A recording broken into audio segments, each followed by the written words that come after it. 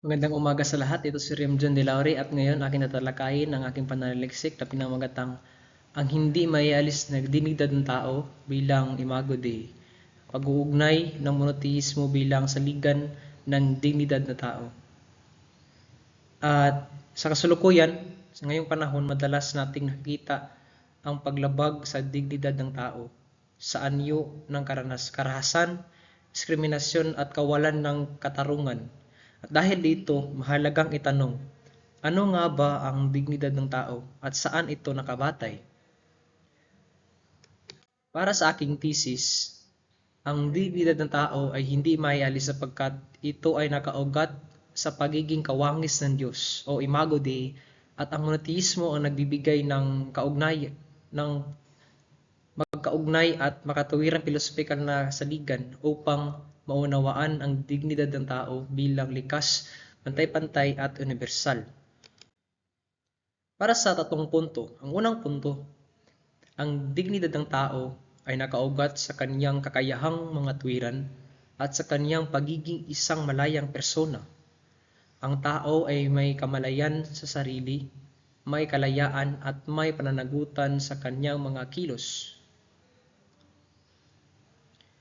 Kakayahang mga tuwiran. Ang tao ay may dignidad dahil siya ay may kakayahang mag-isip, pumili at maging responsable sa kanyang kilos. Ang kakayahang mga tuwiran ay patunay na ang tao ay isang natatanging persona.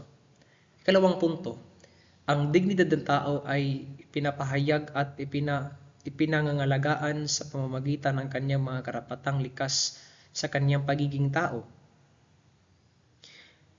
Ang karapatang pangtao, ang dignidad ng tao ay naipapakita sa kanyang mga karapatan tulad ng karapatang mabuhay, maging malaya at igalang. Ang mga karapatang ito ay hindi naibibigay ng Estado, kundi likas na taglay ng tao. Sa ikatlong punto, ang dignidad ng tao ay hindi maialis sapagkat siya ay nilikha ayon sa larawan ng Diyos o bilang Imago Dei. Ito ay bilang pinakamataas na batayan, ang pinakamalalim na batayan ng dignidad ay ang pagiging nilikha ng Diyos ayon sa kanyang wangis. Dahil dito, ang dignidad ng tao ay pantay-pantay at hindi mawawala kahit sa kamatayan. Narito naman ang mga pagtutol.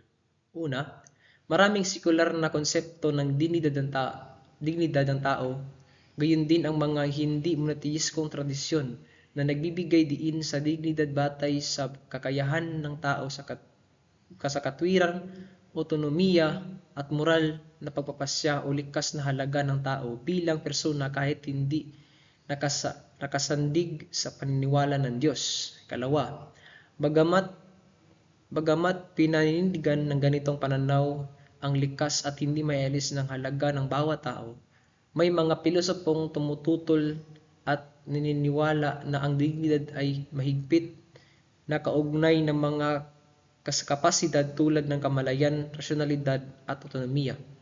Ikatlong pagtutol. Ayon naman kay Gilbert 2015 na ang dignidad ay hindi lamang isang metapisikal o theoretical na konsepto, kundi isang normatibong ideya na nangangailangan ng konkretong pagkilala, pagpapatupad at proteksyon sa pamamagitan ng mga institusyon, panlipunan at pampolitika. Mga sagot sa pagtutol.